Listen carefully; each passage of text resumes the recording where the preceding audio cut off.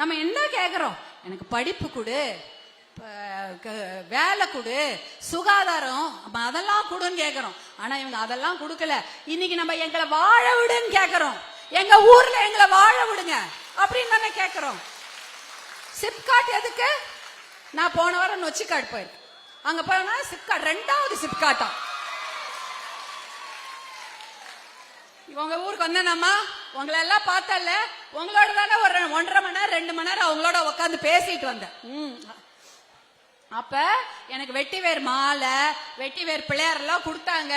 அந்த வெட்டிவேர் பிள்ளையார் கூட நான் வீட்டுல, எங்க பொண்ணு வீட்டுல தான் மாட்டிருக்கேன். நான் வேணா போட்டோ எடுத்து உங்களுக்கு அனுப்புறேன். அந்த மாதிரி நீங்க அந்த நொச்சிக்காடு ஊர்ல இன்னொரு சிப்காட்டா. ஏற்கனவே கடலூர்ல சிப்காட் பெருசு, அதாவது ஸ்ரீபெரும்புதூர், அதே சமயம் செய்யாறுல இருக்கிற மாதிரி பெரிய சிப்காட் இருக்கு. அதுலயே பாதி இடம் மூடி வச்சிருக்காங்க. பாதி தொழிற்சாலைகள் திறக்கப்படல. அதுவும் கெமிக்கல் வேஸ்ட். அப்புறமா போட்டுக்கிறேன் முடிச்சிட்டு. அந்த பாதி சிப்காட் முழுக்க கெமிக்கல் ஹசார்டஸ் வேஸ்ட், அதாவது பயங்கரமாக விஷம் கலந்த கெமிக்கலை உற்பத்தி பண்ற கம்பெனி தான் கடலூர் சிப்காட்ல இருக்கு. அப்போ அந்த கம்பெனிகளால சுத்தி இருக்கிற காத்துலயும் விஷம், குடிக்கிற தண்ணியிலயும் விஷம். குடிக்கிற தண்ணியில விஷம் இருக்கிறதுனாலதான் இளநீர்ல விஷமா. நம்ம ஊர்ல இளநீர் குடிக்க முடியாது. குடிச்சீங்கன்னா அதுல டயாக்சின் கலந்து இருக்குது. டயாக்சின் என்பது விஷம்.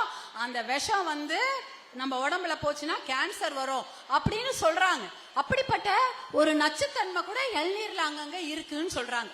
அப்படி இருக்கும் பொழுது தண்ணியிலையும் விஷம், தண்ணி வழியா தானே இளநீருக்கு போகுது. அது அடுத்தது தாய்மார்களுடைய தாய்ப்பாலிலும் டயாக்சின் இருக்கான். இந்த சிப்காட்டால வந்தது, என்எல்சியால வந்தது இந்த பிரச்சனை எல்லாம்.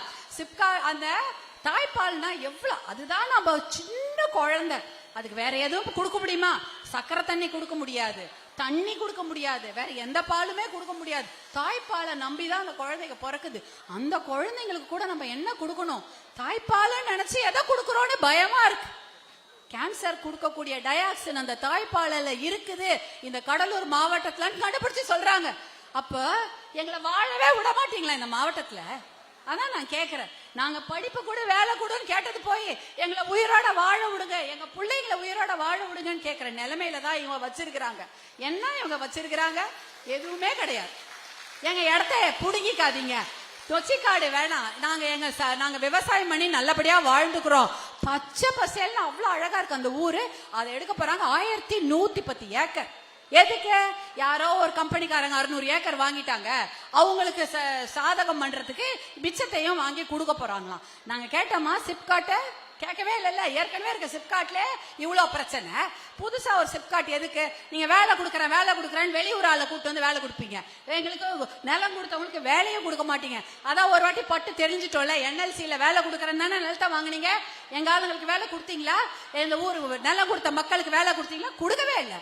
அப்புறம் கூட சண்டையை போட்டுதான் அந்த வேலையை நிரந்தரமாக்குனது. சண்டை போட்டாங்க எல்லாருமே, டெம்பரரி எம்ப்ளாய்மெண்ட் கொடுத்திருந்ததுதான் சண்டை போட்டு, அன்புமணி சண்டை போட்டுதான் அந்த வேலையை நிரந்தரமாக்குனாங்க.